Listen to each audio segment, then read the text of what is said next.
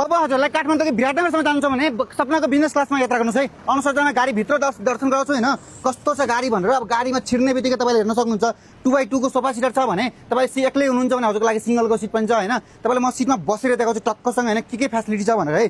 टक्कसँग सिटमा बस्ने बित्तिकै तपाईँले सिटलाई मजाले सरी फोल्डिङ गर्न पाउनुहुन्छ भनेपछि काठमाडौँदेखि विराटनगर यात्रा आरामदायक हुनेछ होइन।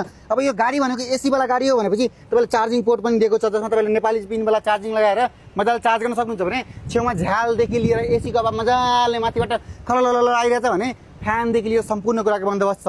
अब यो नयाँ गाडी हो भने यसमा स्लिपर त हुनै पर्यो। अनुसन्धानमा स्लिपर देखाउँछु होइन, कस्तो छ स्लिपर भनेर है।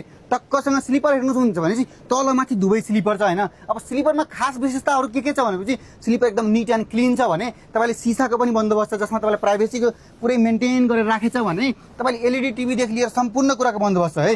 जो काठमाडौँदेखि विराटनगर जाँदै हुनुहुन्छ भने चाहिँ यो गोमाइको एप्लिकेसनमा एभाइलेबल छ स्लिपर भने तपाईँले माथिको स्लिपर मनपर्छ माथिको लिनुहोस्, तपाईँले तलको स्लिपर मनपर्छ तलको लिनुहोस्। दुईजना गरेर भनौँ न तपाईँले जम्मा 4वटा केबिन छ भने टोटल 8 जना गरेर जान मिल्छ है। सो तपाईँ 2 जना कपल सेयरिङमा तपाईँ बुकिङ गर्न सक्नुहुन्छ है। सो एक्लै गर्नुभयो भने अर्को छेउमा मान्छे पर्छ होइन, त्यसले गर्दाखेरि कपल स्लिपर हो।